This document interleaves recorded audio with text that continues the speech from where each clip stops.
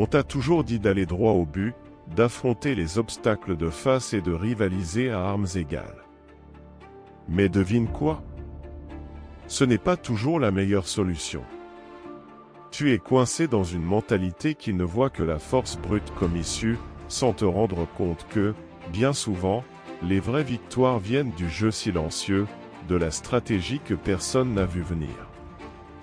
L'art de l'attaque indirecte, c'est ce qui sépare ceux qui essaient simplement de ceux qui réussissent vraiment. Et le secret, c'est d'utiliser ton esprit, ton observation et ton calcul pour créer des moments d'impact où l'effort est minime, mais le retour est colossal.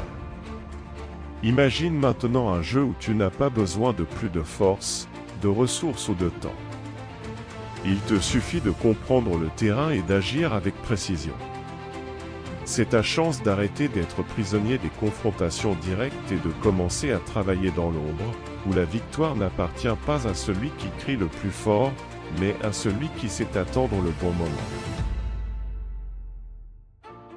T'es-tu déjà demandé pourquoi tu t'entêtes à tout affronter de face, même quand tu sais que tu n'es pas prêt?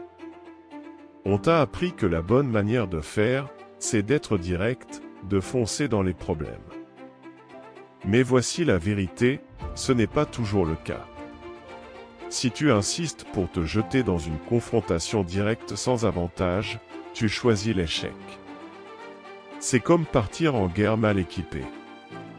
Ce n'est pas du courage, c'est un manque de stratégie. La force brute, ça ne marche que dans des conditions idéales, et soyons honnêtes, ces conditions ne sont presque jamais de ton côté. Ce dont tu as besoin, c'est d'apprendre à calculer, à observer, à être plus malin que la situation que tu affrontes. Éviter la confrontation directe, ce n'est pas fuir. C'est choisir un chemin plus intelligent, un chemin où tu fixes les règles. La victoire n'appartient pas à celui qui parle le plus fort, mais à celui qui observe en silence et qui attend le moment parfait. Le plus grand tort que tu puisses te faire, c'est de croire que foncer tête baissée est toujours la meilleure solution. Parfois, il faut reculer pour attaquer sous un autre angle. Ce n'est pas de la faiblesse, c'est de la stratégie. C'est ce qui différencie les gagnants des obstinés. Quand tu affrontes tout de front, tu t'épuises, tu perds tes ressources. Mais quand tu observes, que tu réfléchis et que tu trouves une alternative, tu agis avec précision. Et là, tu gagnes sans t'autodétruire dans le processus. Éviter les confrontations frontales, c'est préserver tes forces pour les batailles qui comptent vraiment. C'est avoir l'intelligence de comprendre que le jeu ne se gagne pas au premier coup. La vraie victoire, c'est savoir quand avancer et quand attendre. Le combat le plus difficile que tu mèneras n'est pas contre le monde extérieur, mais contre le chaos en toi.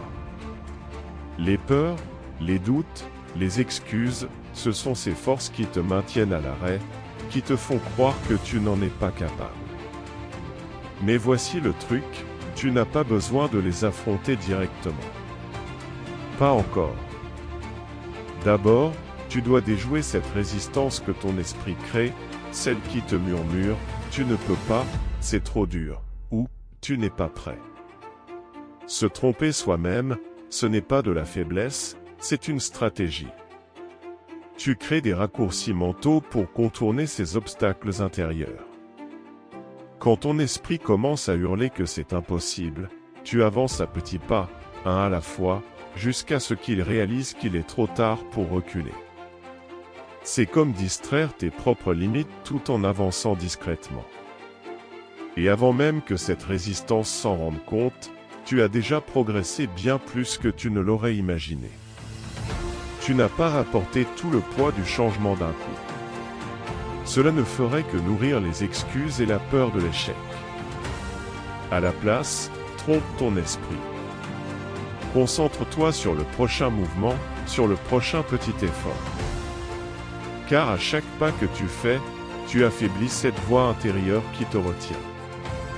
Peu à peu, elle perd son emprise. Et là, tu prends le contrôle. C'est ça, la véritable manière de gérer ta résistance intérieure, ne la combats pas de front, détourne-la. Avance stratégiquement, comme dans une partie d'échecs, jusqu'à ce que la victoire devienne inévitable. Ce n'est pas une question de tout gagner d'un coup, mais d'éroder progressivement les forces qui veulent te maintenir sur place. Le seul obstacle réel, c'est celui que tu laisses dominer ton esprit. Le choix de bouger, de tromper cette résistance, est entre tes mains. Alors, dis-moi, qu'est-ce que tu vas faire pour conquérir cet espace qu'on t'a toujours dit hors d'atteinte? Ton esprit est plein de pièges. Il trouve toujours un moyen de te distraire, de te faire perdre ta concentration, et tu ne t'en rends même pas compte. Mais, si je te disais que tu peux inverser la donne, que les distractions et les leurs peuvent devenir tes alliés au lieu de tes ennemis. La différence réside dans celui qui contrôle le jeu. Quand tu crées les bonnes distractions, tu peux détourner ton attention de ce qui te paralyse et la rediriger vers ce qui compte vraiment. Pense à ça, combien de fois t'es-tu senti paralysé face à l'ampleur d'une tâche ou à la force d'un obstacle? Tu as fixé le problème droit dans les yeux, et la pression t'a écrasé. C'est précisément à ce moment que le leurre entre en jeu. Plutôt que d'affronter l'obstacle directement, tu crées une distraction pour tromper cette résistance. Tu te concentres sur quelque chose de plus petit, de plus simple, qui peut te donner un élan. Chaque petite victoire que tu accumules réduit le poids de ce problème plus grand, jusqu'à ce qu'il ne semble plus si insurmontable. Mais ça ne veut pas dire fuir ou ignorer le problème. Il s'agit de stratégie. Tu accumules de petites victoires, tu rediriges ton énergie vers des zones où tu peux progresser, et tu utilises cela comme tremplin pour quelque chose de plus grand. Le leurre consiste à convaincre ton esprit que tu n'as pas besoin de tout résoudre maintenant. Tu dois juste bouger. Et, en faisant cela, la force de cet obstacle sur toi commence à s'effriter. Cette technique ne consiste pas à te mentir, mais à déjouer cette résistance naturelle qui surgit chaque fois que tu te retrouves face à un défi. Tu détournes ton attention du problème central et, avant même de t'en rendre compte, tu as déjà bâti l'élan nécessaire pour l'affronter. C'est comme changer ton angle d'attaque, tu ne vas pas contre le mur de face, tu cherches une fissure sur les côtés. Au final, ce qui compte, c'est que tu avances. Même si cela semble petit au début, chaque mouvement compte. Chaque distraction stratégique est un pas de plus dans la bonne direction. Alors, dis-moi, comment vas-tu utiliser cela pour enfin briser ce qui te bloque? La vie ne va rien te donner sur un plateau d'argent. Les chemins les plus évidents sont toujours encombrés. Ce sont les raccourcis que tout le monde essaie de prendre, là où la compétition est féroce et où les chances d'échouer sont plus élevées. Et voilà le secret, pendant que tout le monde suit le même chemin, toi, tu dois trouver une route différente. Les routes alternatives ne sont pas seulement des options, elles sont ce qui distingue ceux qui essaient de ceux qui réussissent. Quand tu insistes pour suivre le flot, tu te limites aux règles que le monde t'impose. Mais qui a dit que tu devais jouer au même jeu que tout le monde? Qui a dit que tu devais faire les choses comme elles ont toujours été faites? Les grands gagnants ne jouent pas en suivant les attentes. Ils cherchent des angles inattendus, des routes que personne ne considère. Ils sont imprévisibles. Et c'est cette imprévisibilité qui les rend incontrôlables. Les routes alternatives demandent du courage, parce qu'elles ne viennent pas avec des garanties de succès. Elles sont incertaines, parfois risquées, mais c'est justement là que réside leur puissance. Quand tu bouges différemment, tu surprends. Pas seulement les autres, mais toi-même. Parce que c'est dans ces chemins inexplorés que tu découvres de quoi tu es vraiment capable. Regarde les défis devant toi. Es-tu en train d'essayer de forcer une porte où tout le monde est coincé? Suis-tu le flot en pensant que des efforts supplémentaires suffiront? Peut-être qu'il est temps de t'arrêter et de regarder autour de toi. Il y a une route que personne n'a remarquée. Il y a une ouverture que seul quelqu'un de courageux et attentif peut voir. C'est ce chemin qui te mènera plus loin que ce que tu pensais possible. La question n'est pas seulement d'arriver, mais comment tu y arrives. Les routes alternatives sont pour les audacieux, ceux qui n'ont pas peur de se tromper et qui savent que la plus grande erreur est de ne rien tenter de nouveau. Es-tu prêt à sortir des sentiers battus et à explorer l'inconnu? Parce que c'est dans ce territoire inexploré que la vraie victoire t'attend. Tu as déjà tout ce qu'il te faut pour réussir, peu importe combien ou combien peu tu as. Et non, je ne parle pas d'argent, de temps ou de quelques ressources spécifiques. Je parle de ta capacité à faire plus avec moi. T'es-tu déjà demandé ce que tu pourrais accomplir avec ce que tu as en ce moment, sans attendre le moment parfait? La clé, ce n'est pas d'attendre les conditions idéales, mais d'apprendre à tirer le maximum de chaque situation. La vie ne te donnera jamais tout sur un plateau. Mais la vraie force vient de comprendre que les ressources sont limitées pour tout le monde, et ceux qui savent les utiliser au mieux sont ceux qui gagnent vraiment. Tu dois être créatif. N'attends pas le luxe pour faire la différence. Parfois, les meilleures solutions naissent quand tu n'as pas d'autre choix. Quand il n'y a plus de place pour les excuses, quand tu es forcé d'agir avec ce qui est devant toi. Tu attends plus d'argent, plus de temps, plus de soutien? La réponse à ta victoire est déjà entre tes mains. Cela peut sembler être un obstacle, mais c'est aussi ton opportunité de faire quelque chose d'extraordinaire. Le secret ne réside pas dans la quantité, mais dans la qualité de ton action. Comment peux-tu faire plus avec ce que tu as? Comment peux-tu être plus efficace, plus inventif, plus stratégique? Peu importe la taille de ce que tu as à disposition, ce qui compte, c'est ce que tu en fais. Si tu sais utiliser chaque ressource intelligemment, tu verras que tu peux accomplir bien plus que tu ne l'imaginais. Quand tu maximises ce que tu as, tu n'as pas besoin de beaucoup. La victoire ne vient pas de l'accumulation, mais de l'utilisation optimale.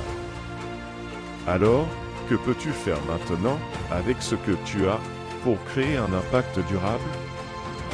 N'attends pas que les conditions s'améliorent. Tu as déjà ce qu'il faut. Maintenant, utilise-le à ton avantage et étonne-toi toi-même. Peu importe à quel point ton ennemi semble fort, il a des points faibles. Et c'est là que tu dois frapper.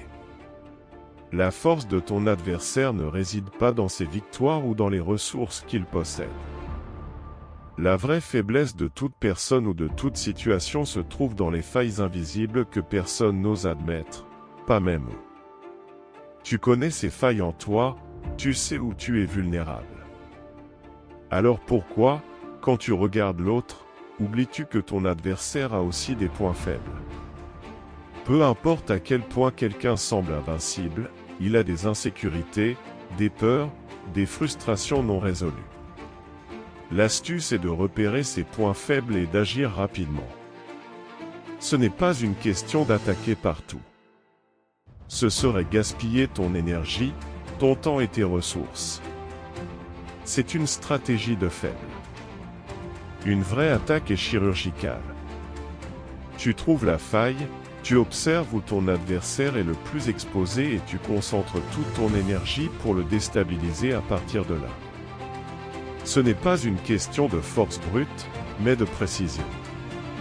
En attaquant là où c'est le plus fragile, tu crées un impact bien plus grand qu'en l'affrontant directement. Cela ne s'applique pas seulement aux autres, mais aussi à toi. Quand tu te concentres sur tes propres faiblesses au lieu d'essayer de tout réparer en même temps, tu commences à cibler ce qui a vraiment besoin d'être amélioré. L'attention doit être portée sur l'essentiel, pas sur ce qui est visible ou facile à atteindre. Les plus grandes victoires viennent quand tu sais où ça fait le plus mal et que tu utilises cette connaissance à ton avantage. Apprends à identifier la faiblesse dans ce qui te défie et, au lieu de te battre de front, agis silencieusement pour détruire le point le plus vulnérable. C'est le chemin vers la victoire. Tu viens de découvrir l'une des stratégies les plus puissantes que tu peux utiliser dans la vie.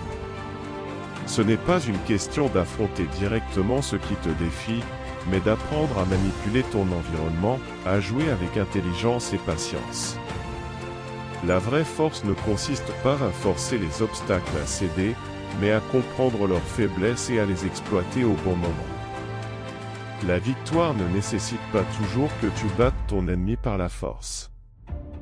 Elle exige que tu utilises ton esprit et que tu choisis les moments d'impact maximal, où l'effort correspond parfaitement au retour. Maintenant que tu connais les moyens d'attaquer indirectement, de créer des distractions et d'exploiter les faiblesses, la question est, que feras-tu de ce pouvoir? Continueras-tu à essayer de tout briser de front ou commenceras-tu à utiliser ces tactiques pour enfin gagner intelligemment, sans gaspiller ton énergie? Le choix t'appartient. Mais souviens-toi, la vraie victoire n'appartient pas à celui qui lutte le plus fort, mais à celui qui sait quand frapper.